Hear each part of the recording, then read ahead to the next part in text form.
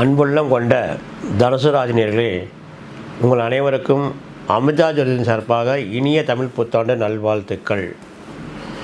தனுசு ராசி நேயர்களே, உங்களுடைய ஆதரவும் பார்க்கும்போது நம்மளுக்கு அதிகப்படியாக தான் வந்துட்டு இருக்குது. தனுசு ராசினருக்கு நம்மளுடைய நேயர்கள் அதிகப்படியாக பார்க்குறாங்க, நல்ல ஆதரவும் கொடுக்குறாங்க.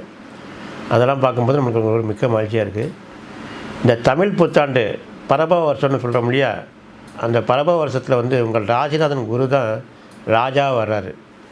தனுசு ராசிக்கும் மீன ராசிக்கும் அதிபதியான குரு தான் ராஜா வந்திருக்காரு. அதனால் தனுசு ராசினர்களுக்கு இந்த ஆண்டு முழுவதுமே நல்லா தான் இருக்கும். ஏன்னா உங்களுடைய ராஜநாதன் தான் இப்போ ராஜா வந்திருக்காரு. அதனால் தனுசு ராசியை பொறுத்த வரைக்கும் இந்த தமிழ் மாதத்தில் சித்திரை மாதம், ஒவ்வொரு மாதம் நம்ம பலன் சொல்லிட்டு வர முடியாது. அதில் சித்திரை மாத பலன்கள் நம்ம சொல்லிட்டு வரும்போது இந்த சித்திரை மாதமுடைய கிரக அமைப்புகள், அது பொதுவான கிரக அமைப்புகள், சித்திரை மாதத்தில் இந்த கிரகங்கள் எப்படி இருக்கா, என்ன பலன் கொடுக்கும் அப்படின்னு தான் பார்க்க போகிறோம். நம்முடைய சொந்த ஜாதகத்தில் இருக்கிற அமைப்பு வேறு, இந்த பொதுவான அமைப்பு வேறு. அதனால் பார்க்கும்போது நம்மளுடைய ராசிநாதனான குரு, 4ஆம் இடத்து அதிபதி குரு இப்போது 7 வக்கரமாக தான் இருக்கார். இந்த மாதத்தில் வக்கர நிவர்த்தி ஆகிடுவார். இந்த மாதம் முடிஞ்சு வைகாசியில் வக்கர நிவர்த்தி ஆகிடுவார். ஆனால் இந்த மாதம் பொறுத்த வரைக்கும் வக்கரத்தில் தான் இருக்கார். மீண்டும் உங்கள் ராசியிலே 4ஆம் இடத்தில் மீன ராசியில் சனியும் செவ்வாயும் புதனும் சேர்ந்துருக்காங்க. இப்போ 4ஆம் இடத்தில் சனி இருந்தால் அஷ்டம சனி என்ன பலன் கொடுக்குமோ அந்த மாதிரி பலன் தான் கொடுத்துட்டே இருக்கும். அதில் செவ்வாயும் சனியும் சேர்ந்திருப்பதுனாலையும் உங்களுடைய ராசிநாதன் குரு வக்கரத்தில் இருக்கிறதுனால பொருளாதார ரீதியாக கொஞ்சம் உடல் குறைபாடுகள் ஏற்பட்டு அதற்கு செலவு செய்கிற மாதிரி தான் இருக்கும். அதாவது ஏதாச்சும் அடிக்கடி சின்ன சின்ன தொந்தரவுகள் வந்துகிட்டே இருக்கும். அந்த மாதிரி இருக்கும்போது அதுக்கு நம்ம செலவு பண்ணுற மாதிரி தான் இருக்கும். அதெல்லாம் பெரிய பிரச்சனைகள்லாம் வந்துடாது, பெரிய செலவு வந்துடாது. இது நாளில் நம்மளுக்கு சனி இருக்கிறதுனாலையும் நம்மளுடைய ராசிநாதன் வக்கரத்தில் இருக்கிறதுனாலையும் இந்த மாதிரி ஒரு அமைப்புலாம் வரும். அடுத்து வைகாசி மாதத்திலேயே உங்கள் ராசிநாதன் குரு உச்சம் வந்துடுவார். அதில் மாற்றம் கொடுத்துரும்.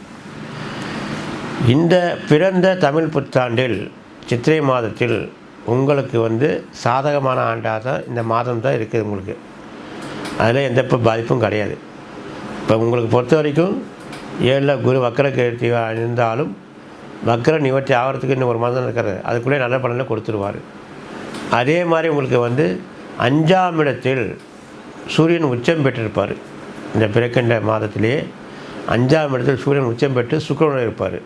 அப்போ உங்களுக்கு உங்கள் ஜாதகப்படி உங்களுக்கு அரசாங்க உத்தியோகம் இருக்கின்ற ஜாதகமாக இருந்தால் கண்டிப்பாக அரசாங்க உத்தியோகத்திற்கு அமைகிற ஒரு நல்ல மாதமாக இது அமையும். அதே மாதிரி உங்களுக்கு பூமி யோகம் இருக்குதுன்னு வச்சிங்க.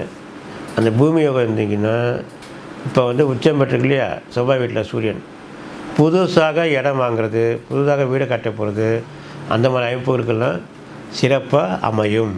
காரணம் என்னென்னா 5ல் சூரியன் உச்சம் பெற்று வர்றதுனால அந்த மாதிரி ஜாதகம் உள்ள அமைப்பு உள்ள தனுசு ராசினர்களுக்கு அந்த மாதிரி அமையும். இப்போ தனியார் உத்தியோகத்துக்கு தான் நம்ம போகிறோம், அந்த மாதிரி அமைப்பு உள்ள ஜாதகம் அப்படின்னா அதுவும் உங்களுக்கு சிறப்பாக இருக்கும். அதாவது தனியார் உத்தியோகத்துக்கு ஏற்கனவே நம்ம ஒரு கம்பெனியில் போயிருப்போம், இப்போ நல்ல கம்பெனிக்கு நல்ல சம்பளத்துக்கு போகிற மாதிரி ஒரு வாய்ப்புகள் அது அமையப்பெறும். அந்த மாதிரி ஒரு நல்ல சில காரியங்கள் நடக்கிற மாதமாக தான் இந்த தனுசு ராசி நேயர்களுக்கு இருக்குது. அதில் எந்த ஒரு சந்தேகமும் கிடையாது.